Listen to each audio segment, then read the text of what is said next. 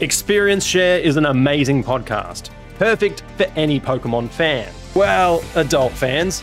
Too many references to Ferrofinity for kids to listen in. The hosts, Josh and Tanner, play through every Pokemon game with themed teams, characters, and sometimes wild rules. It's a quirky completionist dream.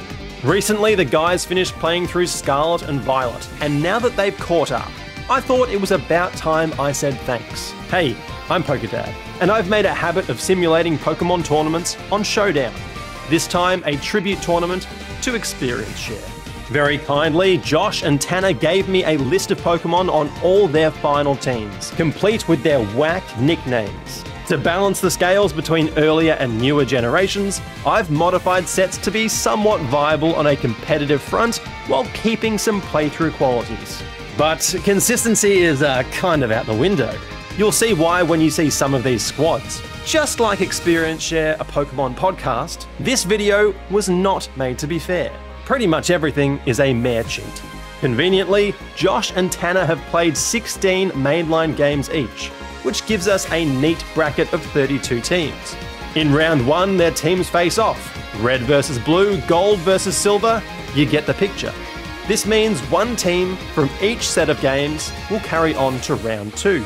From there, the bracket will be randomized.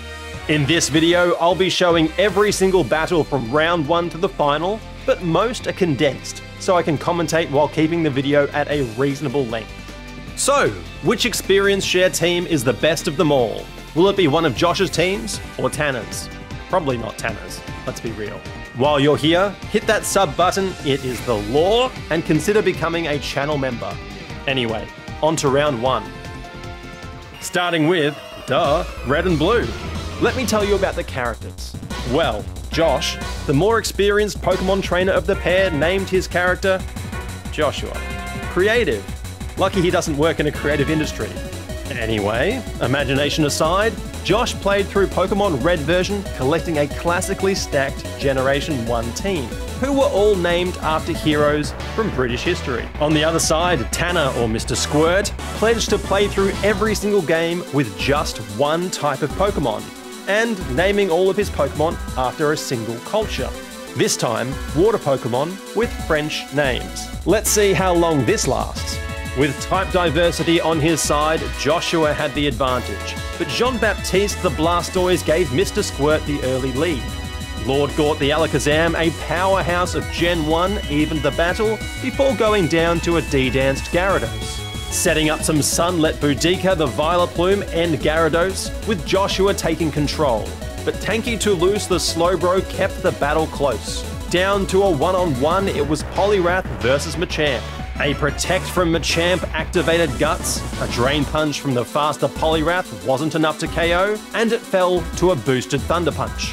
Battle number 1 to Joshua. Our first trip to Johto. Josh, again, named himself Joshua. Adventurous. But this time he named his Pokemon after characters from the OC. You watching this may very well have been born when this show aired in the mid-2000s. I was probably watching OG Beyblade instead. We know who the winner is here. His opponent this time is Fielstan, because Tanner's character in Season 2 is obsessed with his co-host, Joshua Fielstan.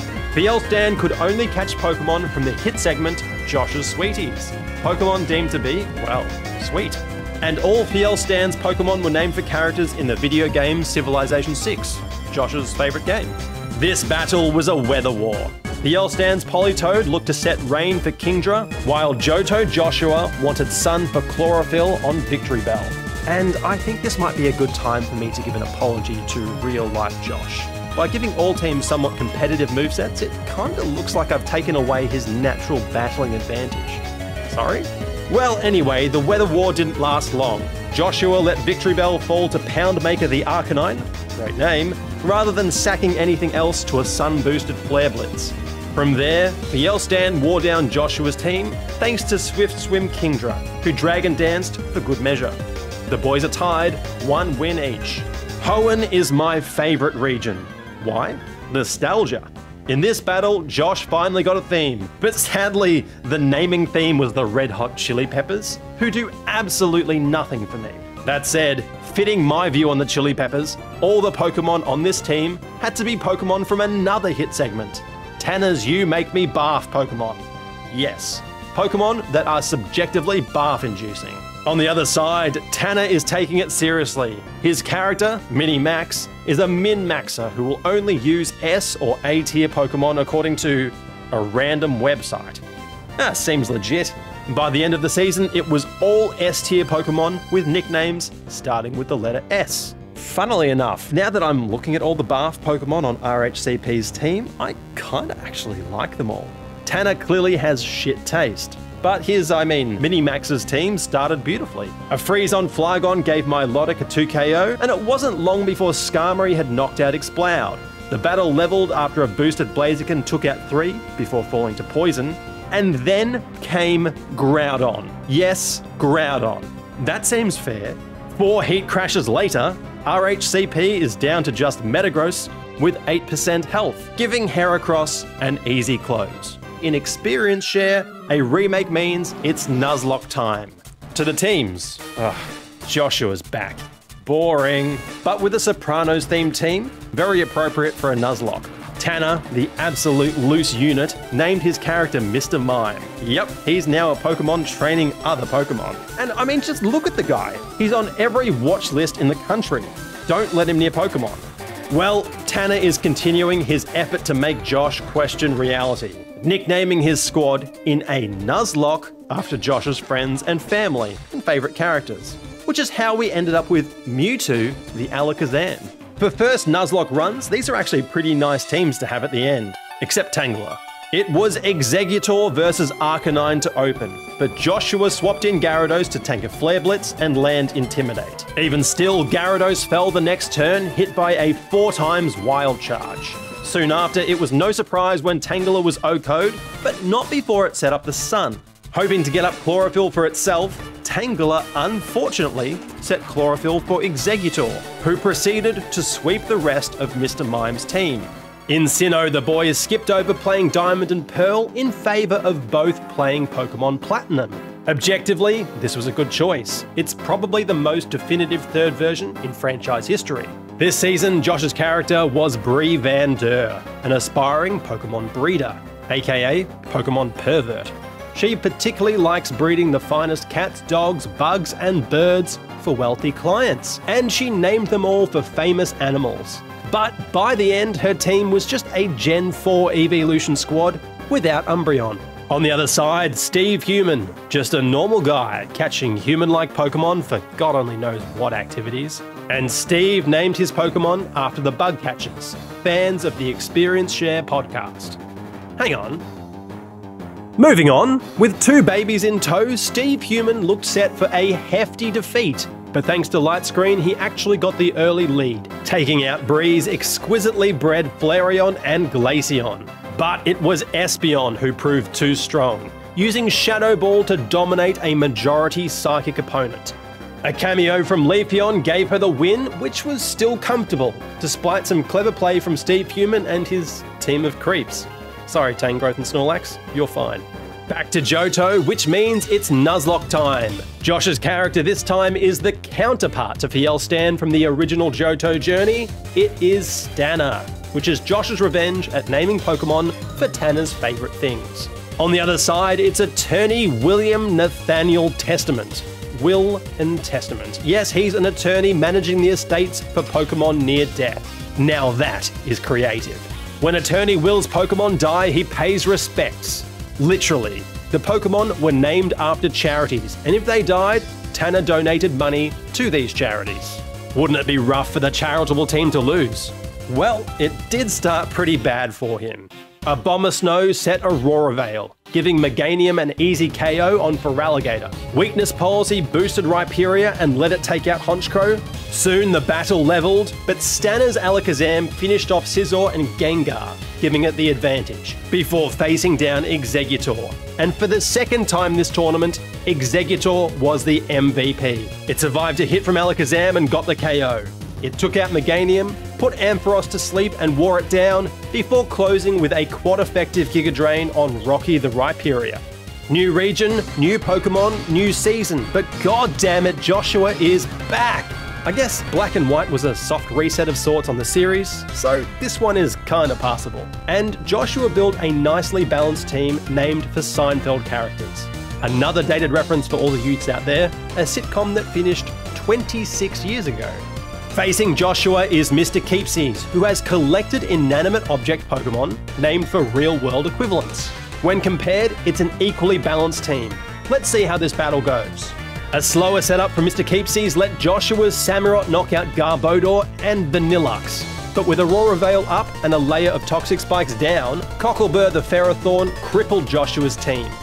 Eventually it fell to George the Archeops, George from Seinfeld being the definition of a defeatist character, but with Archeops already below 50% health and its berry used up, it was no match for Bisharp, which swept through the rest of Joshua's team to give Mr. Keepsies a strong win. Over to the sequel, it's no remake, so no Nuzlocke. Instead, Josh and Tanner went rogue. They did a King's Lock, an insane Pokemon variant developed by Pokemaniacal, reliant on tarot cards and general insanity. This time around, Josh is Mr. Right, a monarchist who believes in the divine right of kings and queens. Now, see as a resident of a former British colony. Tanner's character is Slaanesh, the Dark Prince of Pleasure, with Pokemon named for Chaos Lords from Warhammer. I know absolutely nothing about Warhammer, but that team is goddamn insane. I guess this is what happens when your co-host is a seasoned battler. You discover the cheat code is a bunch of legendaries and a Rotom. This was a battle of near misses. Chandelure missed a Fire Blast on Cobalion early, only to be one-shot by the less accurate Stone Edge. Next, Slaanesh's Cobalion won a speed tie against its sibling and wore down Reuniclus to give Slaanesh a 5-3 lead. Dugong fell, but Flygon did some late damage to take out Black Kyurem and Heatran. Being choice-locked hurt Flygon, particularly after it was poisoned, so its valiant efforts were too little too late. Slaanesh and the Broken Squad carry on to round 2. X and Y, the nostalgia trip for Gen 1ers. And in this season, the teams were entirely unrestricted, just whoever they wanted to run. Josh took the French theme literally. His character was Joan of Arceus, who assembled a chivalrous team to honour Carlos. First the Brits, now the French. When there's an Australian region, just saying, Josh's team better include a kangaroo mon called Polkadad. On the other side, Tanner got steamy this season as Lovemaker 69. Raunchy. Oh, and of course, here are the gimmicks. Because this video is not even slightly fair, only generations with gimmicks get to use them. The AI just needs to remember to actually activate them. And Joan of Arceus did remember, bringing out Mega Venusaur, but it was promptly killed by Kickchad the non-Mega Lucario. Mewtwo got the revenge kill and took out a paralysed Gengar before dying from Life Orb damage.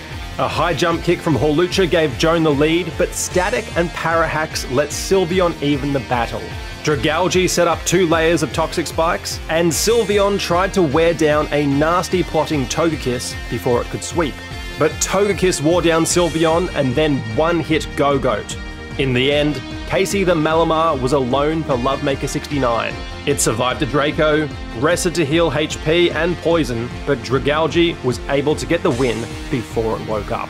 Back to Hoenn. Remake equals Nuzlocke, but this time they ran with a wedlock, running Pokemon that their spouses had pre-approved, which limited both to about 100 Pokemon each. This time, Josh decided to appropriate Italian culture as Papa Cultura, a famous Italian man travelling abroad to report on celebrities. His only problem?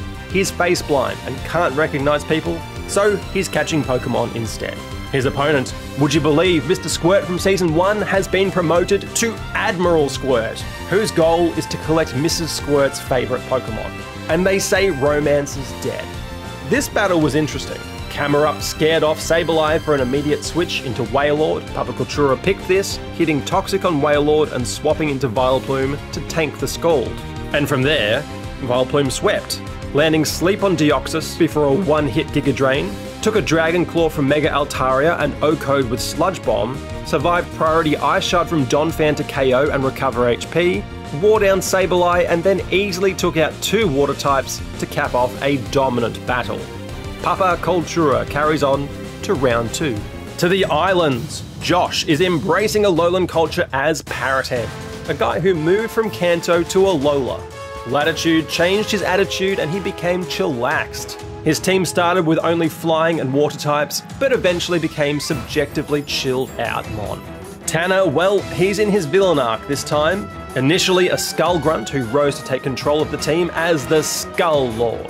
His Pokemon are supposedly evil and are all named for antagonists from the Pokemon series. Both sides look to set up early. Parrothead went for Snow and Aurora Veil from Alolan Ninetales, while Skull Lord opted for Clangorous Soul on Como.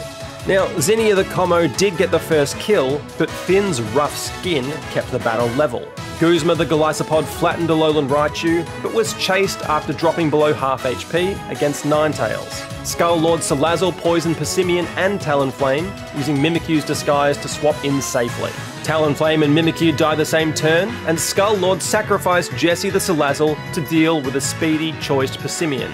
It came down to a 2v2, but Skull Lord only needed one, because neither Alolan Ninetales or Dhelmise could deal with Incineroar. Another win for Tanner. Let's go! The excitement disguises the fact this is the only mainline game I've never finished. But before the battle, have you noticed that no Pokemon have had hidden abilities so far? Well, that's to keep some of the playthrough charm. But the Let's Go games didn't actually have abilities at all, so I'm bending some rules here to give a few of these Pokemon hidden abilities to make them a bit more viable. Mare cheat? Yeah, whatever. In this season, the guys played an EXP lock, a Nuzlocke with their own optional clauses. And the characters are Caprica 6, I believe that's a Battlestar reference, and Dorito Doug, who's naming Pokemon after the many, many Dorito flavors. Pikachu was dead on turn 1, arena trapped by Dugtrio, and it couldn't survive an earthquake. Vileplume put Trio to sleep and set Sun for Chlorophyll, but in came Charizard, taking away that advantage. Charizard survived a weakened Hydro Pump from Starmie to 2KO the Starfish, and it looked like Dorito Doug was off to the races. But Arcanine had other ideas, Flare blitzing the newly Megazard Y in the sun to land the knockout. A Fire Blast from Ninetales missed its mark, giving Arcanine another KO. Game on. Mewtwo faced Mew, a Gen 1's dream, and the Mythical forced its clone to retreat. Mega Alakazam got the KO on Mew with 2 Calm Mind boosts, but it died to toxic damage. Back came Mewtwo, who kicked Tangela and died to Ninetales, and suddenly it was a 1v2. Vileplume withstood a freeze dry from Ninetales, set up the sun to boost speed, and then put Ninetales to sleep. Now, looks like I didn't actually set up a sleep clause for this battle. Whoops, Dugtrio is already napping. Oh well, this time it didn't matter. Vileplume OHKO'd the next turn with Sludge Wave. If it had done that instead of sleep, the clause wouldn't have been a problem. And then Vileplume killed Dugtrio too, so Caprica 6 moves on. Top of the morning, we're going to Galar, where Josh's character, Wellington Smith, is a wealthy industrialist challenging the monopoly of Chairman Rose. And he's against Drew England, a resident of New England who cares not for Britain, but rather assembled a team with one Pokemon representing each of the 6 New England states. These could match up with famous faces, landmarks, or something from nature in New England. Broad. And for this battle, there's no Dynamax or Gigantamax, which is because it's banned on the Showdown format we used. Galarian Weezing started against Sudowoodo, and both sides set up hazards. The first kill went to Smith after Conkeldurr broke through a fairy resistance to beat Nitrous Oxide the Shiinotic. And then came Urshifu. Guts Conkeldurr was no more, but Fan Rotom got the revenge kill on Urshifu. Up 4-3, Smith was in good shape. But then Big Insurance the Greedent came out. Its bulky defense and ability Cheek Pouch let it outstay Colossal and wear Galarian Weezing down to the brink. From here, Heat Rotom had the edge to wipe out the final 3 Pokemon on Smith's team. The most controversial remakes in Pokemon history take us back to Sinnoh. And yeah, these games weren't great, but I've got to say, I still had fun. This time, the guys did a Soul Link, and I've got to say, they've got 2 weird-ass characters. Josh was Crystal Ball, a Sinnohian girl obsessed with fantasy and sci-fi who thinks she's the reincarnation of a great witch. Apparently, she's put a curse on her mum and escaped town with the aim of becoming a great sorceress. Right. See, it's getting pretty nuts. And if we thought Tanner would be more normal, well, no. He's Shadow Josh, literally Josh's shadow, apparently living off a diet of Reboot. Edgy. If you think Reboot would be tasty, I guess tell me in the comments. Or don't. Each of Shadow Josh's Pokemon are named for something they would be scared of. A mythical Pokemon on each side will make this one interesting, but Jirachi subbed out straight away to avoid an earthquake. A couple more swaps and Rapidash fell to Infernape before we got a glimpse of a mythical showdown. But with no way to do significant damage on Jirachi, Mew subbed out, and Jirachi's Iron Head activated weakness policy on Golem. This time, Jirachi didn't swap out, getting KO'd with an earthquake before Golem fell to toxic chip damage. A couple more KOs and in came Honchkrow. Probably the battle's MVP, Honchkrow was loaded up with boosted odds for critical hits. It wiped out Bronzong, survived Whiscash on 1% to get a second kill, and before falling, Honchkrow landed a crit sucker punch on Leafeon, giving Crystal Ball enough of an edge to take the win. But not before Unknown took out Mew. This could be the first time an Unknown ever beat a Mew. Now we go back in time. In Legends Arceus, Josh played as Soren, a young boy full of promise, but with total amnesia. Okay, we might be back to normal. That actually tracks with Arceus' plot. Soren might not remember a thing, but knows there is greatness ahead of him. Will be awkward if he loses. And Tanner is just a regular guy. Kinda. He's Doug Farmer Slug Charmer, a man obsessed with slugs who exclusively trains invertebrate Pokemon. His slogan is, if it ain't got a bone, a ball's getting thrown. And you know what? Maybe he's onto something. Double Gastrodon is a good time for everyone but Soren. Between the farmer's pink and blue slugs, Samurott fell, with Stealth Rock and 2 layers of spikes threatening its teammates. Soren's Hisuian Goodra also tried to take advantage of hazards with a Dragon Tail set, but it fell to Steelix, who also outlasted Kleavor and almost one-hit Toxicroak after hazard damage. Doug Farmer's own Goodra Dragon-tailed Toxicroak, which was a death sentence in waiting. Goodra and Porygon Z fell, but Gastrodon outlived Luxray, giving the Slug Charmer the win when Toxicroak died to hazards. Sad. And now one final region, Paldea. Don Joey moved from Unova following his mum's divorce. Again, sad. Anyway, he binged old books and decided to become like Don Quixote, doing noble deeds with an adventurous crew to right the wrongs in Paldea. His opponent is Esteban Humano, who was a cousin of Steve Human from a few seasons earlier. Esteban's dad was eaten by a Titan Clorf. There is tragedy everywhere in this season. And probably because of this, his rules on human-like Pokemon are a little bit more relaxed than his cousin. He's happy with anything that has 2 legs, 2 arms, and a face. And a Rabsca, apparently.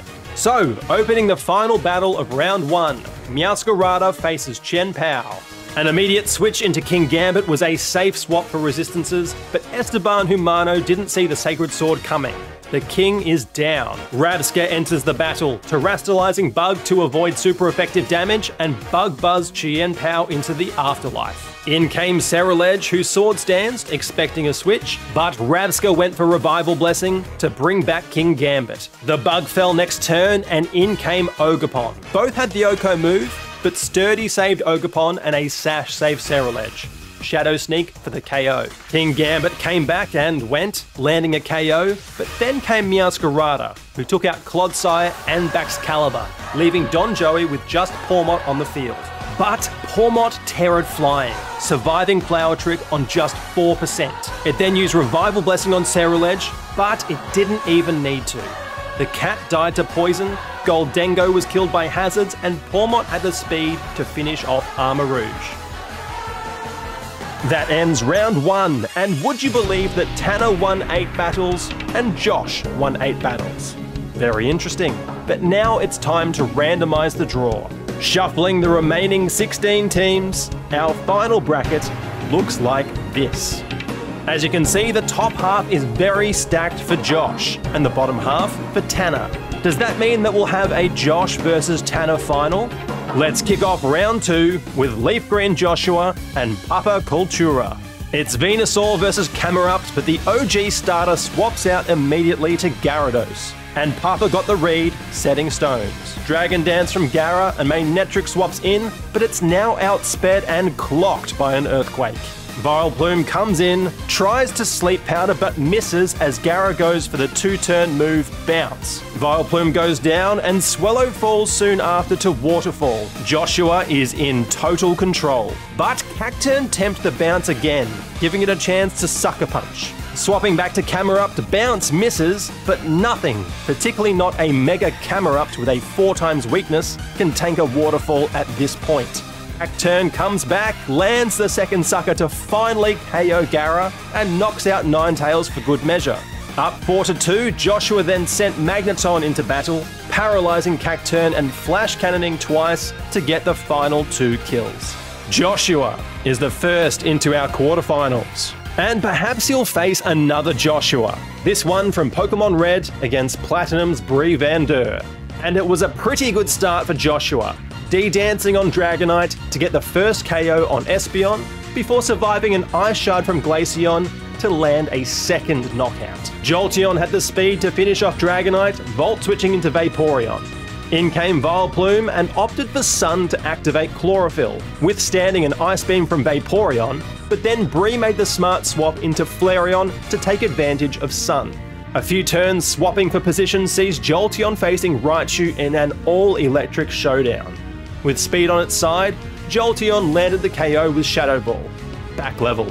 Another few turns with damage to both sides through several switches, and Flareon withstands a Psychic from Alakazam to take the lead for the Eevee squad. Charizard downs Flareon, back square. Jolteon beats out Vileplume and Guts-boosted Machamp KO'd Vaporeon. But then came Leafeon.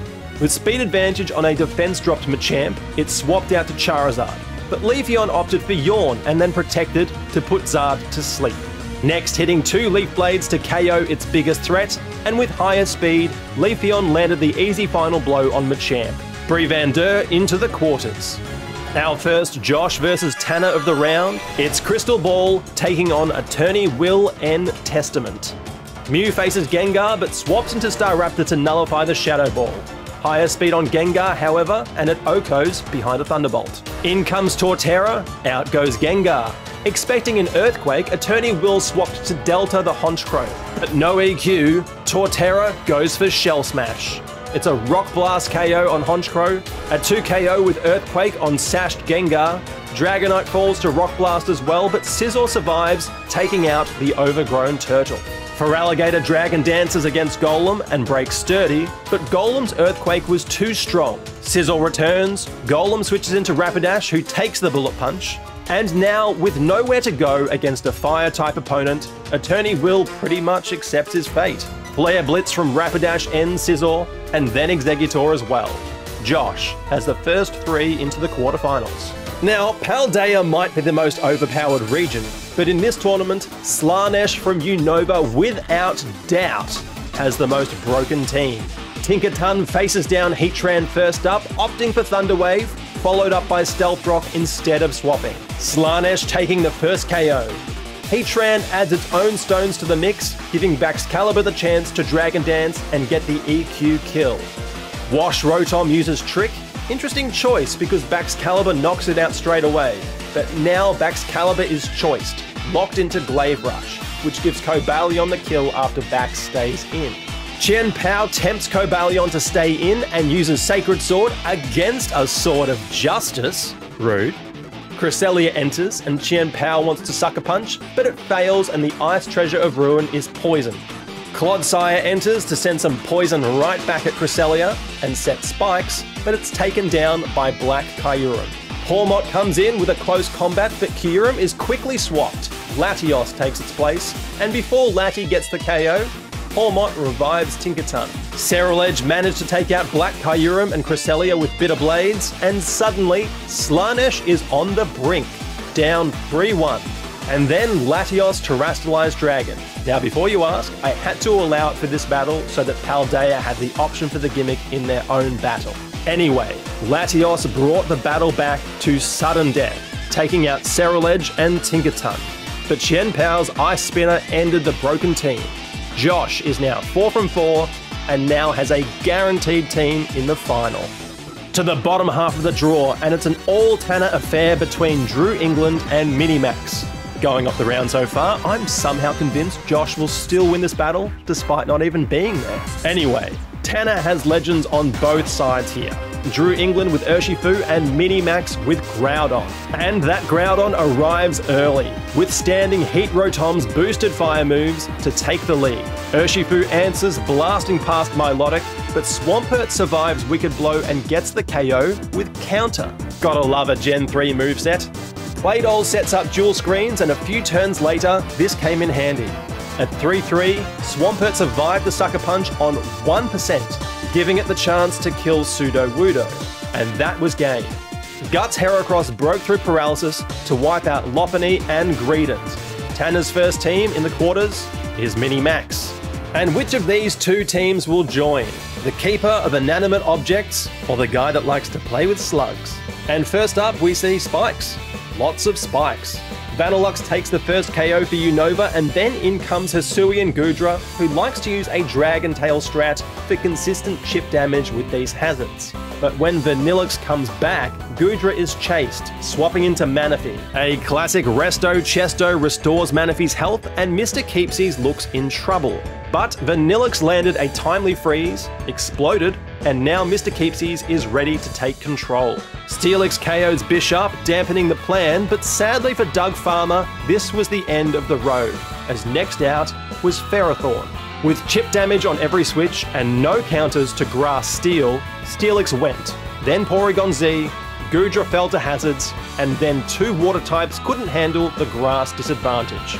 Mr. Keepsies, looking strong, moves on to the quarterfinals. Back to Josh versus Tanner, the Colosseum. Joan of Arceus is taking on Fielstan, Tanner's fanboy incarnation. Drizzle from Politoed, and we see two immediate swaps. The Toad moves for Kingdra to take advantage of Swift Swim, and a Volt Switch from Heliolisk into Venusaur on the other side. Dragon Dancing for good measure, Kingdra one-hits Venusaur, but locks into Outrage. Togekiss coming in for the revenge kill. Paralysis on Espeon means Togekiss cops the same, and in comes Mewtwo. One Shadow Ball on Espeon can't kill, and Chansey is immune to the second. Mewtwo gets parried and is then taken down by Umbreon, who cleverly protects against Hawlucha's high jump kick for big damage. Fielstan saves Umbreon by swapping to Espeon, and after the sacrifice, Arcanine's E-Speed isn't quite enough to take out Hawlucha. The second gets it done, but the heavily weakened Arcanine can't survive Heliolisk. At 3-3, Dragalge sets two layers of Toxic Spikes for late-game hazards. Jones swaps to bring out the paralysed Togekiss, who nasty plots and slowly wears down Fielstan. It took a whole bunch of turns, which we'll speed through, but with no answer to Fairy, Umbreon is just delaying the inevitable. A fifth quarter-finalist for Josh, Tanner with just two before the last battle begins. On to the final battle of the round. Let's go Pikachu against Ultra Moon. Now, where Slanesh was obviously broken, Skull Lord is a more low-key broken. I didn't mention earlier, Salazzle and Mimikyu are totems, and Zygarde is, of course, Power Construct, complete Zygarde. Opening up this battle, a few swaps block first impression, but Mewtwo ends up paralysed in the process. Mimikyu sets with swords, knocking out another of Josh's Mewtwo's, but dying itself to Life Orb damage. A second showdown between Starmie and Golisopod, but this time the swap is red, as Golisopod goes for liquidation, reading the Arcanine switch. Pikachu didn't want to face down Zygarde, but Starmie couldn't outlive the legend. Mega Alakazam was next, landing heavy damage on Zygarde, but after a Dragon Tail, complete Zygarde is here. It took 3 Pokemon to do it, but Zygarde eventually fell to a Splishy Splash. Next from Skull Lord was Giovanni the Incineroar. Through Para, Incineroar hit both Pikachu and Vileplume with Flare Blitzes, leaving Caprica 6 with a weakened Mega Alakazam after the cat falls. Next turn, it was all over with priority from Golisopod. Skull Lord advances as our 8th quarter-finalist. And here we are down to our final 8. In round 2, there were 4 battles between a Josh team and a Tanner team. With Josh winning 3 out of 4, it means he has 5 teams in the final 8, compared with 3 for Tanner. But just like before, the 2 halves of the draw are stacked for each trainer. Josh is now guaranteed a finalist from the top half of the draw, while Tanner has a strong chance to make the final as well. Kicking off round 3, 2 earlier generations, Joshua from Leaf Green and Bree from Platinum. Now, the Grass-type Exeggutor is a pretty good counter for every Jolteon, except the ones that know Signal Beam. Oko. Venusaur enters, Jolteon switches, and a Toxic lands on Flareon. Joshua reads the Flare Blitz, switching into Ninetales to activate Flash Fire. But Ninetales can't take advantage of the boost, missing a Fire Blast as Vaporeon enters. Another ability tanks a hit as Jolteon absorbs a Thunderbolt. The battlers continued to pivot until a Volt Switch set up Espeon to take a KO. Magneton fell and in came Gyarados for a scary D-Dance setup. But the immediate switch into Jolteon was clever. Still with a higher speed stat after one Dragon Dance, Jolteon got the KO on Joshua's most potent weapon. Up 6-3, the battle was practically over. But with decent firepower left, Joshua took out Espeon and Flareon before falling. Brie Vandur is our first semi-finalist. From earlier games to recent games, Crystal Ball returns from Shining Pearl version and Don Joey from Violet. Chien Pao starts with an Ice Spinner on Golem, a risky move against a rock Pokemon complete with Sturdy, and Stone Edge doesn't miss. The Ice Sword Gentleman, I don't even know what he is, well, he dies. Tinkaton comes in, but Ninetales absorbs the hammer. Yet another Fire-type move into a Flash Fire opponent as Ceruledge switches in, terrestrializes Ghost, avoiding a super effective ground move, and sets up with Swords. It attacks with Shadow Claw to avoid Flash Fire, but in comes Staraptor, who was immune to the hit. With higher speed, Staraptor gets the KO. Pawmot is the logical choice for Don Joey, but the read from Crystal Ball is easy. Torterra switches in to blank the Double Shock. Expecting an EQ, Don Joey swapped to Baxcalibur, but Torterra goes for Shell Smash instead. The Pseudo falls to Rock Blast. Tinkaton with the Air Balloon needed 2 turns to fall, but can't take out the Giant Turtle. Finally, 2 more Earthquakes end the battle in a sweep. Crystal Ball dominant on her way to the semi-finals.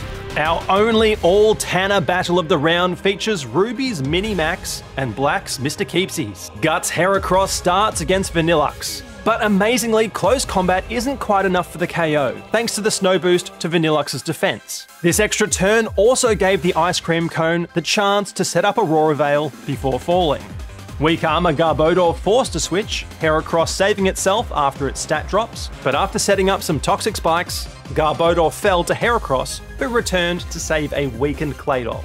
Darmanitan vs Milotic should have been one-sided, but with Toxic Spikes and decent damage from Flare Blitz, Milotic healed itself rather than going for a KO and risking a feint itself. This let Ferrothorn enter the fray, with the ultimate hazard setter throwing out stones, spikes, and Leech Seed against Skarmory.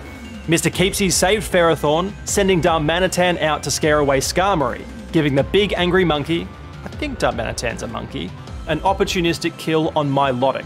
Swampert forced another switch with Ferrothorn the Sacrifice. A Sucker Punch from Eviolite Bisharp almost knocked out Swampert, but it survived on 4%, letting it hit an Earthquake on Bisharp before it fell to poison. Minimax leads 4-3, and with Groudon on her side, she looks in control. Down goes Bisharp, falling to the legend, but Darmanitan returned. With Drought set by Groudon and Darmanitan scarfed, Minimax brought about her own demise. Outspeeding the rest of Minimax's team, 4 Flare Blitzes ended the battle. Mr. Keepsies moves into the semis. Now to our only host versus host battle of the round. For Josh, the Colossian Joan of Arceus from Y version takes on Ultra Moon's Skull Lord.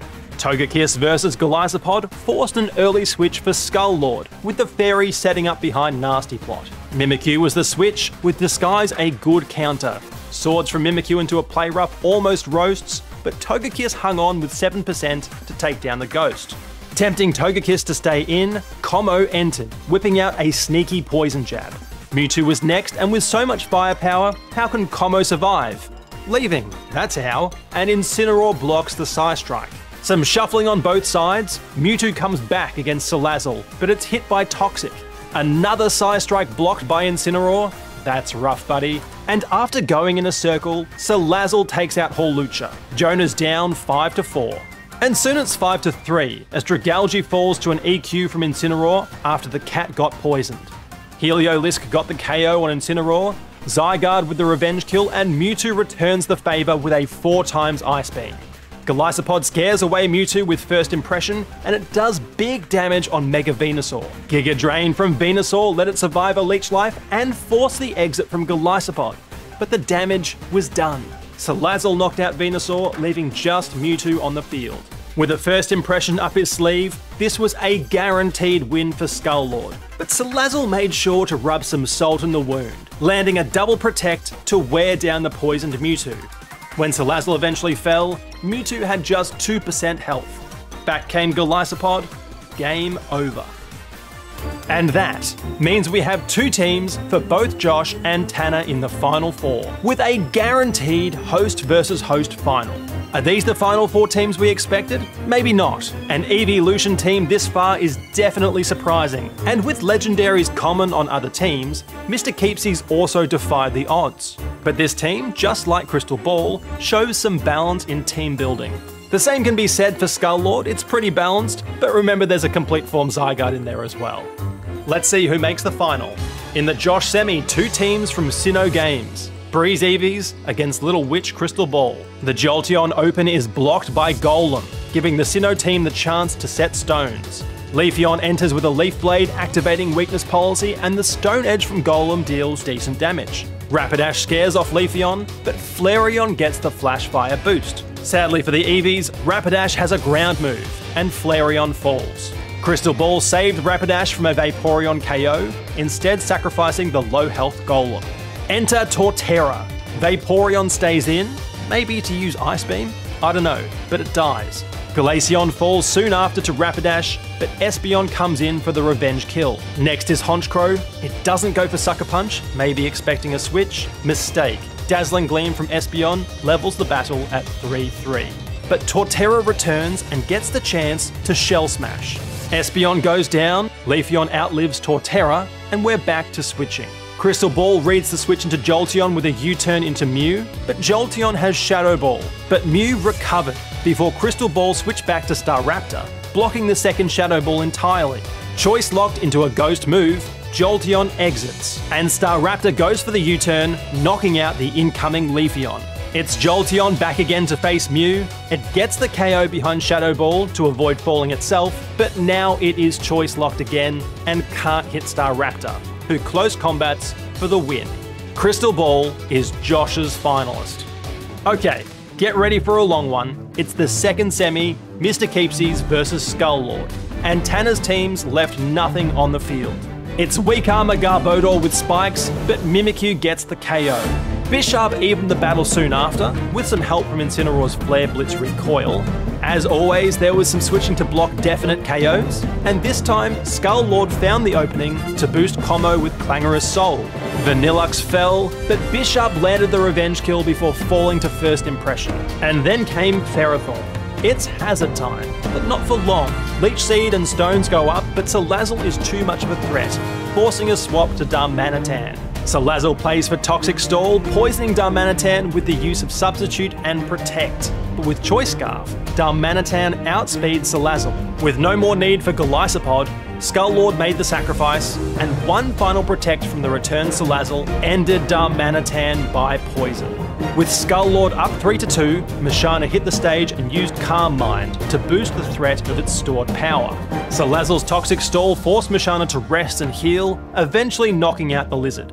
But it stood no chance against Mimikyu, leaving Ferrothorn alone on the field for Mr. Keepsies. Ferrothorn brought it back to a 1v1 against Zygarde, starting an absolute grind to the finish. Ferrothorn slowly wore down Zygarde while the legendary boosted to up its damage output. It was a somewhat painful finale, tactically interesting, but I can't say it was exactly gripping. Eventually, complete form Zygarde came up the goods, outlasting Ferrothorn with just 5% health remaining to send Skull-Lord to the final. A shame for Mr. Keepsies, who was one turn of Leech Seed away from a shot at glory. But that said, the Unova Collector of Inanimate Objects has a chance at redemption in the bronze medal match against Breeding Bree. This battle was less a war of attrition and a more interesting tactical battle. There were switches into immunities, into abilities that activate effects, and naturally, with a Ferrothorn hanging about, plenty of hazards. At 5-5, Mr. Keepsies broke through behind Bisharp. 2 throat chops left both Espeon and Vaporeon dead in the gutter. Jolteon fell to a sucker punch, and another almost ended Glaceon. Eventually, Bisharp fell, but neither of the Gen 4 evolutions could handle Vanillux, who finished the battle.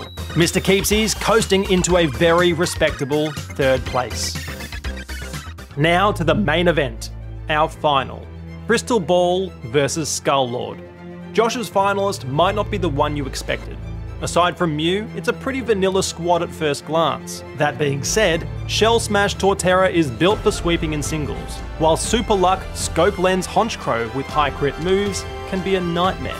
Not to mention there's a Choice Staraptor, Weakness Policy Golem, Speedy Rapidash, and Tanky Mew. It's a deceptively strong squad. On the other side, Tanner's finalist is more obviously stacked. Complete Form Zygarde is a frightening prospect, while Mimikyu, Salazzle and Golisopod have gimmicky methods to take over a battle. Incineroar dominates in doubles, but it's also no slouch in singles. And adding to all this, a setup pseudo in Como. So who's going to take the win? Crystal Ball or Skull-Lord? Josh or Tanner?